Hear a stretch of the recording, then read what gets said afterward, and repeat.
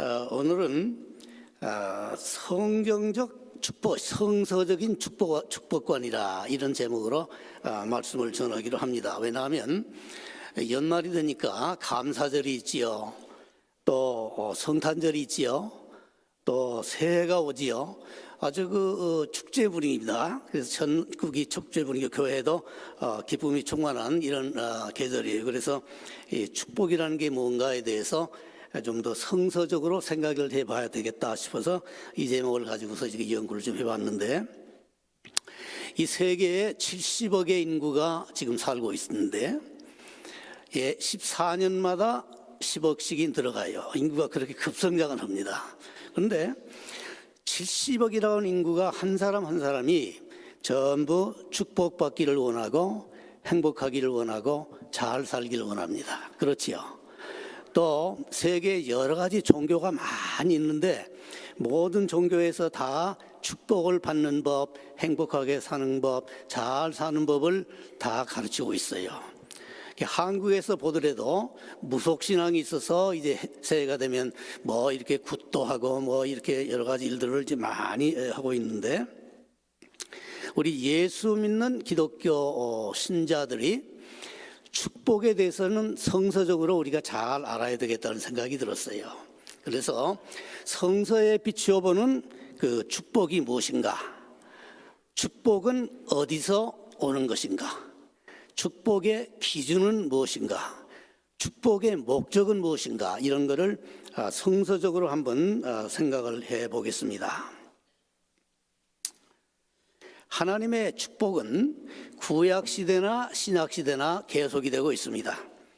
구약시대에도 하나님의 축복이 영적인 축복도 있었고 현세적인 물질적인 축복이 있었고, 신약시대에도 물질적인 축복, 영적인 축복이 다 계속이 되어 오고 있습니다. 그리고 하나님의 축복이 성경에 있어서는 하나님의 택한 백성들에게 임한다. 구약시대에는 하나님이 택한 이스라엘 백성들에게 축복이 임했고, 신약시대에는 성도들에게, 택한 성도들에게 축복이 임한다, 그런 뜻입니다. 그러면 구약이나 신약이 중심이 뭐냐, 그 축복이 무엇이냐 하면은 바로 예수 그리스도다. 모든 축복은 예수 그리스도로부터 나온다. 성부 하나님께서 성도들에게 축복을 주시기 위해서 예수 그리스도를 보내시고, 모든 좋은 것은 그리스도로부터 나온다. All good things flow from Jesus Christ our Lord. 그래서 우리는 모든 축복을 예수님에게 드리고 예수님을 우리는 바라보고 있는 것입니다. 이 믿지 않는 사람도 축복을 많이 받지요. 믿지 않는 사람들이 오히려 돈을 많이 버는 수도 있고 뭐 부자도 되는 수도 있고 뭐 이렇게 하는데, 이게 믿지 않는다고 해서 복이 없는 것은 아닙니다. 하나님께서 말하는 일반 은총이라고 그러는데, 보통 은총에서 하나님이 다 현세적인 축복을 다 주시는데, 믿지 않는 세상 사람들에게는 영적인 축복이라는 게 없습니다. 그것이 믿는 자와 믿지 않는 자가 다른 점이에요. 그리고 믿는 사람들은 현세적인 축복도 받고 영적인 축복도 받는데, 이제 현세적인 축복이라는 것은 물질 축복, 명예, 건강, 지위 이런 걸 말하고, 이제 영적인 축복이라는 건 이 성경에서 말하는 그리스도를 통해 나오는 우리에게 부어주시는 하나님의 은혜를 말합니다.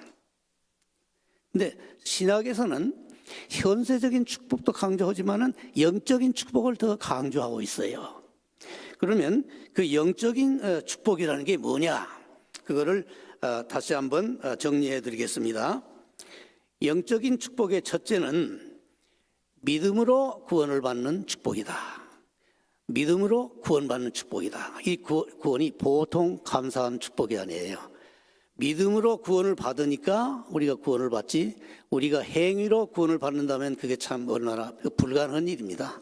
행위로는 절대로 구원받지 못하는데, 우리는 하나님 은혜로 기독교인이 되고 예수 믿음으로 그냥 구원받는다. 구원받았다는 것은 우리가 지상에서 마지막 숨을 거두고 첫 호흡은 천당에서 하게 된다, 그런 뜻이에요.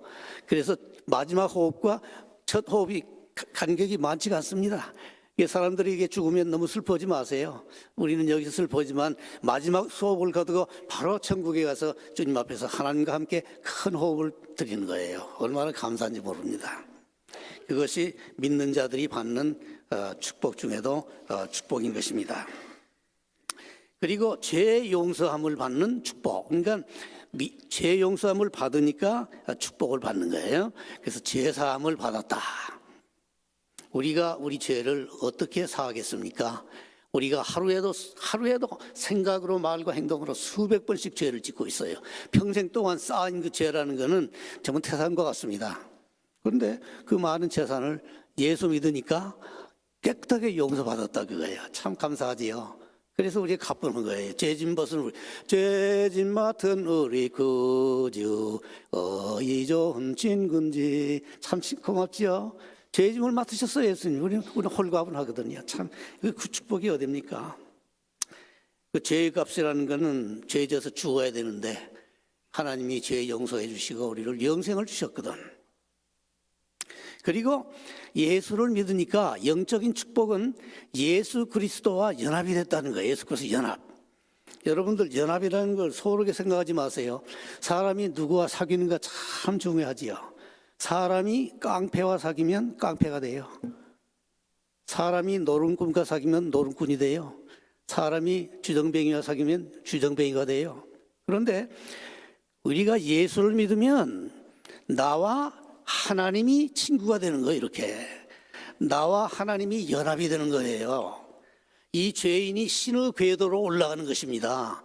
그리고 하나님과 함께 우주의 궤도를 돌게 되어 있는 거예요. 얼마나 은혜스럽습니까? 이 죄인이 변하여 하나님과 연합되어 신의 궤도에서 우리가 축복을 받고 있다. 참 놀라운 기적입니다. 그리고 영적인 축복 가운데 하나는 우리가 예수를 믿으니까 내 안에 천국이 이루어지더라, 그겁니다. 천국이라는 게 뭐냐 하면 성령 하나님의 예수 그리스도의 지휘권이, 통치권이 우리에게 임하신다, 그런 뜻이에요. 그래서 우리가 예수를 믿으니까 성령이 우리에게 오셔서 예수 그리스도를 주님이라 하다 보니까 우리 안에 천국이 이루어진 거예요. 천국이. 그래서 이거를 심령 천국이라고 그럽니다. 천국이 너 안에 있다 하고 주님께서 말씀하셨지요. 예수 믿으니까 천국이 내 안에 임하더라, 그거예요. 우리가 지금 천국을 안고 돌아다니는 사람들이에요. 천국을 꾸려 다니는 사람들. 둘째는 낙원 천국이 있습니다. 낙원 천국. 우리가 예수 믿고 딱 죽으면 마지막 숨을 거둔 다음에는 다음 호흡은 낙원 천국에 가서 우리 주님을 뵙는 겁니다. 낙원 천국이 천국인데, 낙원은 하나님의 절대 주권이 온전히 행사되시는 곳인데 그게 낙원 천국이에요. 그래서 우리는 또 낙원 천국을 맛보게 되는 것입니다. 교회 천국도 있습니다, 여러분. 교회 천국. 여러분들 아마 교회가 어떻게 천국이 됩니까? 교회 보니까 뭐 여러 가지 뭐 말도 많고 그러는데 교회 천국 아닙니다. 교회도 천국이에요. 왜 천국인 줄 아세요? 하나님이 절대 주권이 행사되는 곳이거든. 성령의 통치권이 교회에 지금 치리하고 계신다. 우리는 안 보이지만 성령께서 우리 지금 치리하고 계세요. 이 목사가 무슨 얘기를 하고 있는지, 성도님들이 무슨 생각을 하고 있는지, 이 교회를 축복하시고 교회 안에 임하시고 있거든. 예수님이 오셔서 교회를 시작하셨습니다. 마태복음 16장 16절에 보면 이 베드로의 고백 후에 내가 내 천국을 세우리니 지옥의 문이 이기지 못하리라. 교회는 천국입니다. 교회가 어려운 일이만 있지만은 하나님이 역사하시는 거룩한 곳입니다. 그래서 성당이라고 그러잖아요. 거룩한 집이라고 그래서. 그러나 그래도 교회 안에 아직도 믿지 않는 사람들이 많이 있고, 또 믿어도 아직도 믿음이 성장하지 못해서 여러 가지 인간적인 게 드러나서 좀 이상한 생각이 들겠지만, 교회는 하나님이 주장하시고 역사하신다. 교회는 하나님이 촛대를 옮겨가실 수도 있어요. 촛대를 옮겨가세요. 교회가 하나님의 말씀에 순종하지 않을 때에 하나님이 촛대를 옮겨가실 수도 있다, 그 말이에요. 하나님이 촛대를 옮겨가시면 그 교회는 껍데기만 있지 실속이 없는 교회입니다. 그래서 우리는 늘 하나님이 떠나시지 아니하도록 성령께서 늘 역사하시도록 늘 하나님을 붙들고 우리가 두렵고 떨리는 마음으로 교회를 봉사하고 나가야 되는 것입니다. 그리고 천년왕국 천국이라는 게 있어요. 주님이 오셔서 천년 동안 지상 통치를 하신다. 이제 그런데 여기에 대해서는 이제 여론이 많습니다. 이론이 천년왕국은 없다. 천년왕국 지금 지나는 시대가 천년왕국이다. 천년 후에 주님이 오신 여러 가지 이제 종말론적인 게 많이 있으나 이 개신교 신학에서는 대체로 무천년설인데 지금 우리가 지나가고 있는 시대가 천년왕국 시대, 무천년왕국이라고 그럽니다. 그런 시대인데 이거는 종말론을 공부하는 시간에 좀 더 자세히 이제 말씀해드리겠는데 그리고 마지막에 영원 천국이 있습니다. 우리의 슬픔과 눈물과 모든 게 다 거치고 주님이 오셔서 최후의 심판을 하신 다음에 새하늘과 새 땅을 우리에게 주시니 그때부터는 우리가 주님과 영원한 천국에서 눈물 없는 세상에서 평강과 희락 가운데서 지나게 되는 영원 천국이 있습니다. 귀한 선물이지요. 그래서 우리는 지금 천국에 지나고 있어요. 심령 천국, 교회 천국. 그러니까 천국은 우리 안에 벌써 와 있습니다. 그래서 already. 그러나 아직 영원 천국이 이르기 전까지는 완전한 천국은 아니에요. 그래서 사람들이 천국을 얘기할 때 천국은 네 안에 already but not yet. already not yet. 벌써 임하셨다. 그러나 완전한 천국은 not yet. 이것을 기억하시면 도움이 되실 것입니다. 그리고 하나님께서 영적인 축복은 하나님께서 늘 동행하시고 우리를 축복하시는 그러한 축복을 말합니다. 우리는 이쪽에 벨트웨이를 이렇게 운전하고 할 때는 꼭 늘 하나님께 기도드리고 이 운전사들이 너무 빠르고 막 자동차 경주하는 것 같잖아요. 그렇기 때문에 늘 하나님. 근데 이제 늘 벨트웨이를 운전하면서도 감사한 것은 하나님께서 함께 하시는 하나님.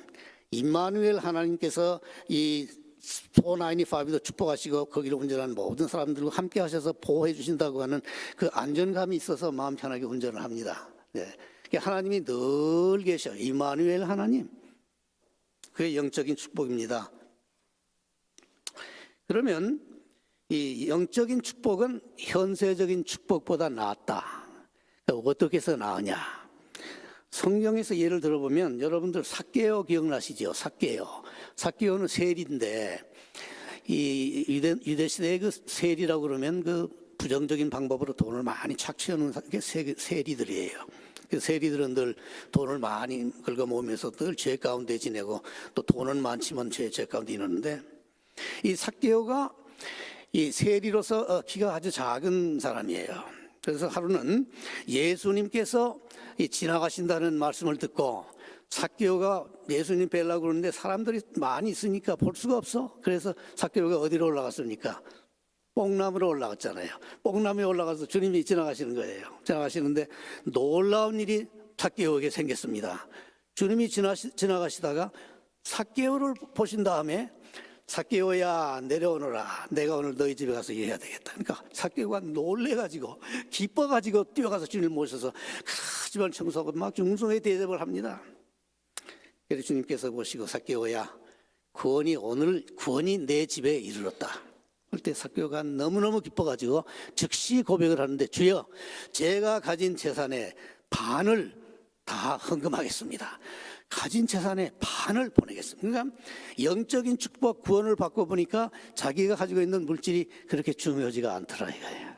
그러다 보니까 반을 주를 위해서 쓰겠다는 거예요. 놀랍지요.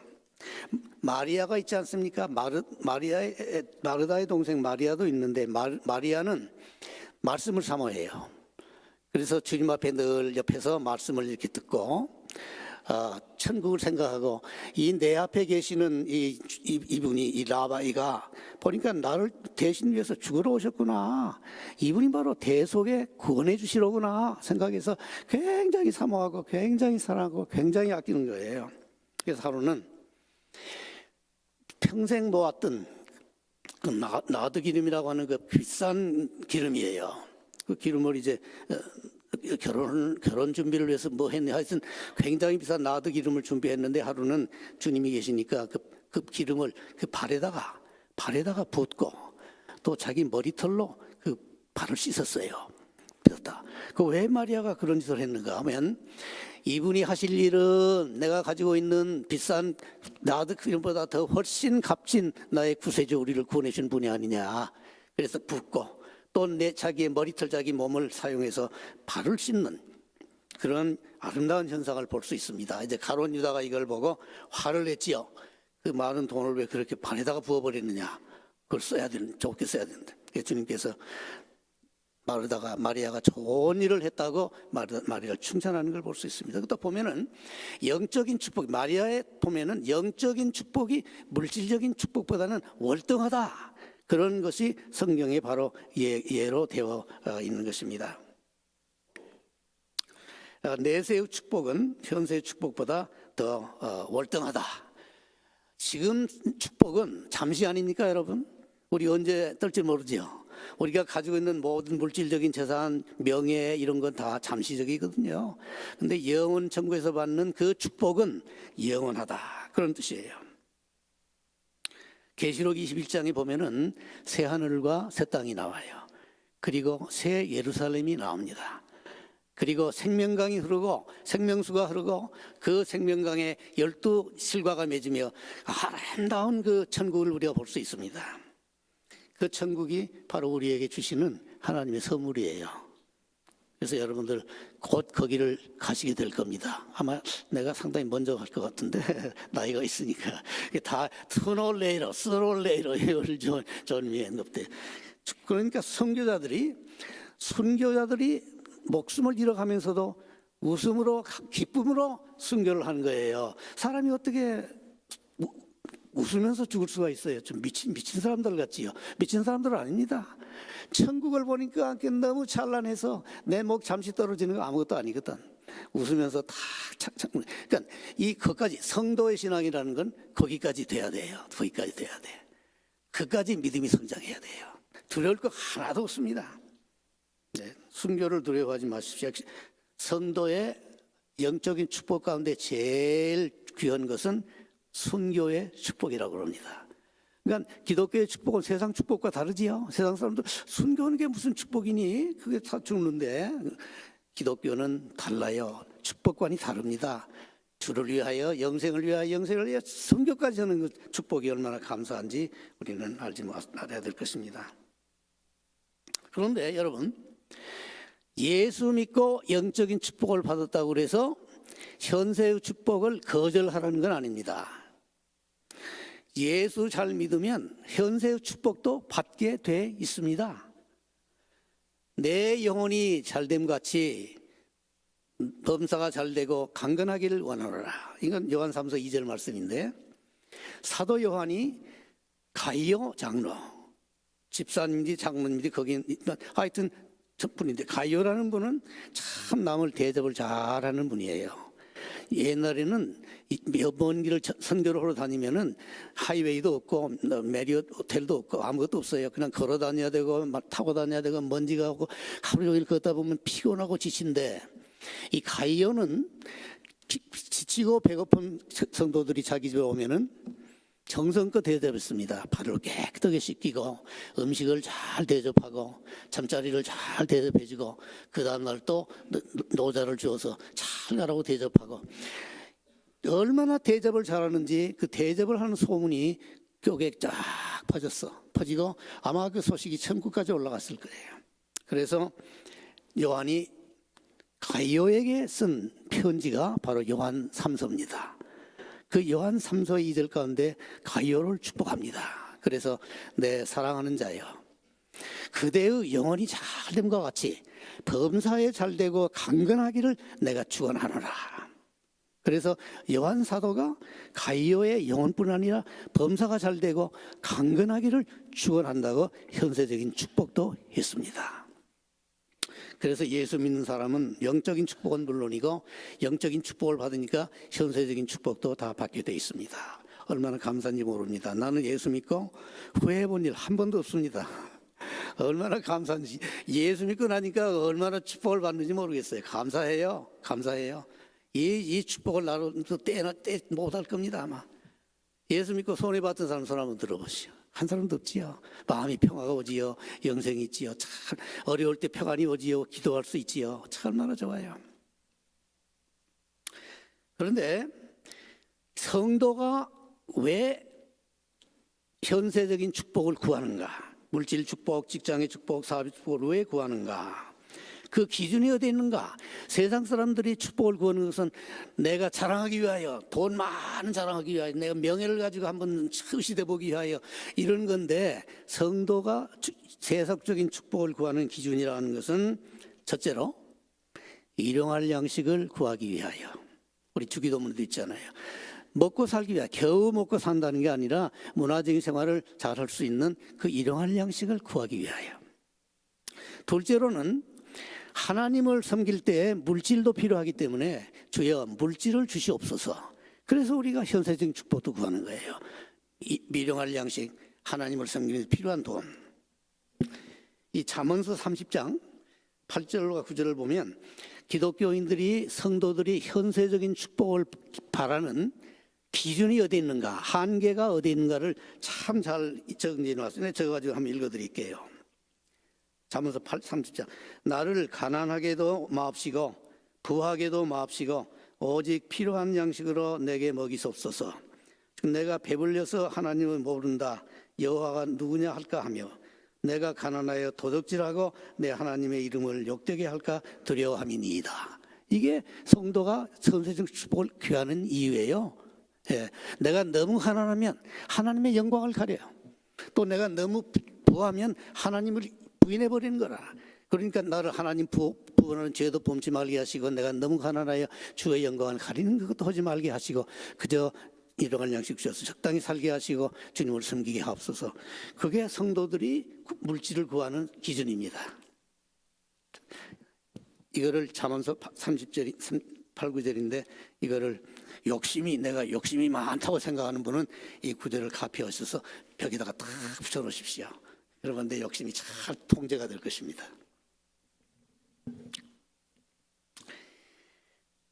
이 잠언서의 말씀이 옳은 게요, 기독교가 예루살렘에서 기독교가 들어가서 서구로 들어가서 돌고 돌아서 미국으로 돌아와서, 미국에서 선교사들이 한국으로 돌아와서 한국에 기독교가 아주 번성했잖아요. 그런데 다시 말하면 기독교가 서구로 들어가서 기독교가 번성이 되고 선교를 했는데, 유럽 국가들이, 미국이 너무 잘 살고 부자가 되다 보니까 어떻게 됐어요?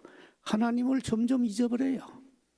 내가 잘 입고 잘 먹고 큰 집에 잘 살기 때문에 I don't really need God. I don't really need. 하나님이 I don't need him. 이렇게 되는 거예요. 그러다 보니까 하나님과 멀어지게 되고 교회 출석을 안 하게 되고 점점 세상으로 빠져 들어가다 보니까 그 사회에 마귀들이 들어와서 동성연애도 좋고 낙태도 좋고 뭐든지 좋다. 이제는 예수 그리스도 아니라 알라신도 좋다고 알라신도 숭배하는 거예요. 기독교 안에서도 알라신을 초대하는 사람들이 있단 말이에요. 그렇게 타락해 버렸어. 그래서 돈이 너무 많은 것도 저주라는 것을 여러분이 아셔야 됩니다. 너무 적어도 그렇지만 너무 많아도. 부자가 되면요, 하나님과 멀어지는 수가 있어요. 멀어집니다.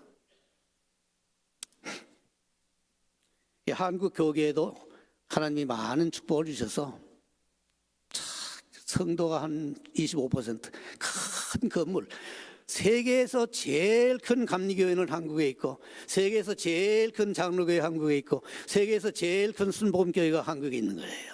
넘버원은 다 한국. 요즘 한국이 넘버원이에요. 교인 숫자도 넘버원. 한 교회는 막 60만 명씩 교인돼요. 막 헌금도 얼마나 잘 거치는지 어느 목사님이 간증을 하시대요. 순복음 여의도 교회 가서 헌금 걷는 걸 봤더니 막 가마지로 막 가마에다가 막 돌을 담아 넣더라고 말이야. 이런 일이 있는 거야. 이제 그런 걸 통해서 교회가 성장이 되고 전도 좋은 일도 많이 하지만 또 부작용이 있어서 한국 교계가 많이 타락했다. 그런 얘기가 많이 들려요.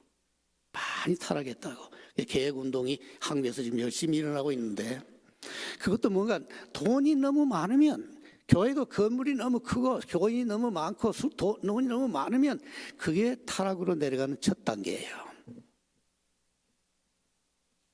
여러분이 교회 연보하지 말라고 말씀 안 했습니다. 연보하세요. 필요합니다. 교회 선교도 해야 되고. 이민교회도 마찬가지예요. 이민교회도 초대교회, 나는 개척교회도 해봤고 큰 교회도 다 해봤는데 지금 생각해 보니까 개척교회 시절이 참 뜨거웠어요.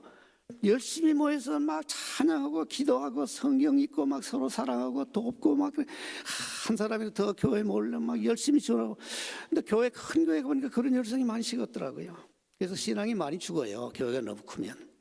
그래서 이제 백그린 장로교회 지금 150명 정도 나온다. 한 300명만 이렇게 주시라고 그러고 그 안에서 성적으로 잘 성장하시면 그게 은혜 받고 사람들이 여기 와서 은혜 받고 또 전달해서 교회가 질적으로 우수하게 성장할 수 있습니다. 나는 맥그린을 그렇게 보고 있습니다. 그래서 막 숫자만 막 데려오려고 그러지 마세요. 내 자신이 먼저 영적으로 잘 바로 서고 내가 뜨거운 것을 남들이 밖에서 보고 내 뜨거움에 끌려서 교회에 오게 돼 있는 거예요. 예, 여러분이 각자가 난로가 되시오. 뜨겁게 되세요. 뜨겁게 좀 끌어들인다고. 근데 이 축복에는 뭐가 축복이냐 하는 데 있어서는 하나님이 보시는 축복이 있고 인간의 관점에서 보는 축복이 있어요.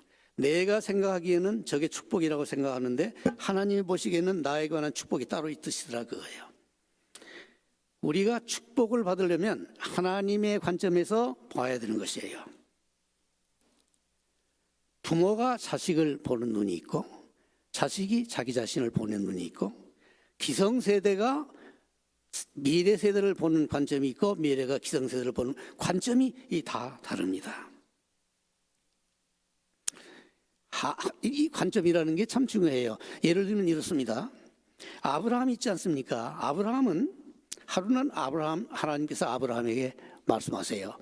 아브라함아, 부모 친척 일가를 떠나서 내가 너를 위해 예비한 땅으로 가거라. 아브라함이 이 하나님의 음성을 듣고 참 당황했습니다. 아브라함이 생각하기에는 내가 지금 75세가 됐는데 나이가 많은데 내가 어디로 정처 없이 떠난다는 말이냐. 75세니까 내 가족과 내 동네와 내 여기서 편안하게 살다가 죽는 것이 내 축복인데 이 나이에 어디로 떠난다는 말이냐. 그러나 하나님께서는 아브라함을 보는 축복이 달랐습니다. 아브라함이 받을 축복이라는 것은 저 아브라함이 자손이 바닷가에 모래와 같이 많을 것이요 그 자손들이 세계에 뻗어나갈 것이요 아브라함의 자손을 통하여 구세주인 예수 그리스도가 나올 것이요 그 예수 그리스도를 통하여 억조 찬성의 구원을 받을 것이라고 하는 놀라운 비전을 받습니다. 어느 축복이 큽니까? 75세가 돼서 자기 고향 땅에서 늙어 죽는 거하고 하나님 말씀에 순종하여 거룩한 백성이 되어서 그리스도를 낳게 하는 그 족보를 이루는 게 중요합니까? 하나님이 보시는 축복관이 더 크지요. 근데 다행히도 아브라함은 하나님의 말씀에 순종을 했습니다. 자기의 축복관을 버리고 아브라함의 축복관을 버리고 떠날 때 놀라운 축복이 나지 않았습니까? 우리도 다 아브라함의 믿음의 자손이거든요. 예. 또 하나가 있잖아요. 아브라함 또 축복받는 거.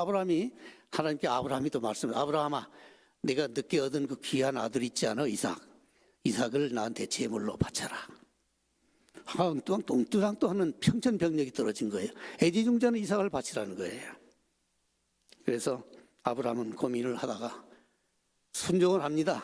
내 아들이지만 하나님 명령에 붙잡 순종을 하니까 어떻게 됐습니까? 이삭이 축복을 크게 받지 않았어요. 이삭을 통해서 야곱이 나오고 야곱 통해 요셉이 나오고 요셉에서 나와서 이스라엘 12지파가 나오게 되고 지파를 통하여 세계적으로 복음이 전달되는 기반이 되지 않았어요. 아브라함이 생각하는 축복과 하나님이 아브라함이 축복이 무엇인가를 생각하는 것은 다릅니다. 그래서 우리가 생각하기에는 내가 저주를 받았다고 생각이 될지라도 하나님 보시기에는 그게 축복이라는 걸 아셔야 됩니다. 여러분 늘 하나님의 관점을 생각해 보시기를 예수의 이름으로 축원하는 것입니다. 베드로도 마찬가지입니다. 베드로는 자기를 보는 관점이 있었습니다. 나는 갈릴 바다에서 평생 고기나 잡아먹다가 나이 되면 죽는 건 나다. 내 자기 축복은 베드로의 축복은 고기 많이 잡아서 팔고 그 돈 가지고 가족을 부양하고 그렇게 사는 게 축복이라고 생각을 합니다. 그런데 하나님께서 베드로에게 주시려고 하는 축복은 그게 아니었거든. 그래서 하루는 바닷가에 나타나십니다. 그리고 베드로를 축복하시고 long story short, 베드로야 너는 나를 따르라. 그래서 베드로는 주님을 따라갑니다. 베드로가 주님을 따라가지 않고 업으로서 지냈다면 지금 이 설교단에서 누가 베드로를 얘기하겠습니까? 2000년 전에 바닷가에서 고기 잡아먹다 죽은 베드로를 누가 기억하겠냐 이거예요. 근데 예수님의 말씀에 순종하고 예수님이 베드로에게 주시는 축복을 따라 순종했기 때문에 오늘 어디 가든지 베드로 하지 않습니까? 바울도 마찬가지입니다. 바울은 자기 생각하기를 나에 대한 축복은 내가 열성분자 유대인이 되어서 기독교인들을 많이 잡아 죽이고 또 내 행들은 명성을 쌓아서 유대교의 유명한 라바이가 되어서 존경을 받고 사는 것이 내가 축복받는 길이요, 그게 내가 원하는 거라고 생각하는데 예수님께서는 그렇게 생각 안 하세요.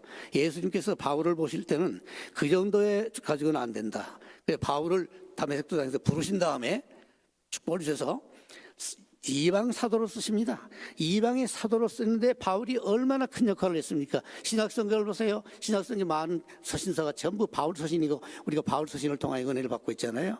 그래서 바울이 기독교를 기초를 다지고 기독교를 전파하는데 공로자예요. 공신입니다. 공신. 바울이 예수나 잡아 죽이고 명예가지고 야바이 세계에서 존경받고 죽었다면 그게 무슨 가치가 있어요? 근데 예수에 순종하고 예수의 종이 돼서 순교까지 하면서 예수를 말고 했기 때문에 오늘 바울은 큰 은혜가 되고 큰 인물이 되어서 하나님께 영광 돌리고 우리에게도 복이 되지 않습니까?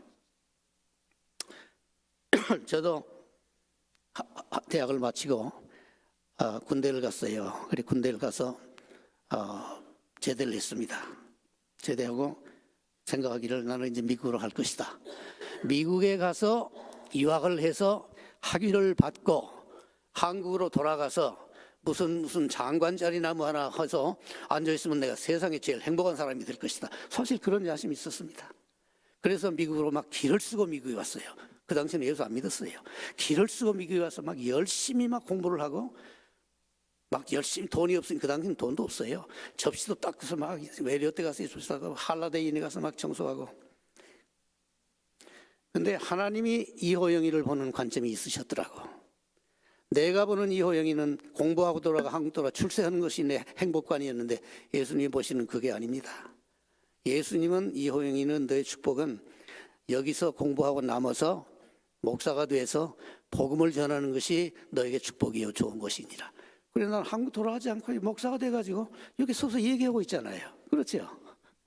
이 기적이었는데 여기서 얘기하고 있다고요. 대학을 졸업할 때는 성경 얘기할 생각 전혀 없었어요. 지금 여기 서서 얘기하고 있잖아요. 이 하나님이 축복하시기로 작정을 하셔서 이 길로 들어서게 했는데 나 후회 안 합니다. 절대 후회 안 합니다. 하나님 참 다양하다. 나를 이렇게 끌어주셔서 말씀 전하게 하니 얼마나 감사한가. 내가 한국에 지금 들어와 있더라면 내가 아마 감옥에 가서 콩밥을 먹고 있었는지도 모르겠어. 그럴 수 있잖아요. 뭐 얼마나 자신 없습니다. 돌아가서 깨끗하게 성공하려는 것. 얼마나 험한 사람.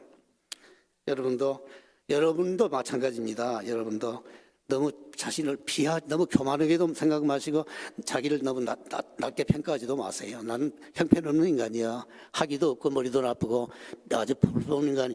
여러분이 볼 때는 당신 볼품없는 인간이지 하나님 보시기는 하나님이 귀한 아들 딸들입니다. 여러분 다시 땅을 보지 마시고 하늘을 보시기 바랍니다. 하늘을. 세상을 보고 나를 쳐다보니 별거 아니다 그 말이에요. 그런데 하늘나라를 쳐다보고 하늘 보좌에 계시는 예수 그리스도를 내가 쳐다보니까 내가 보통 사람이 아니야.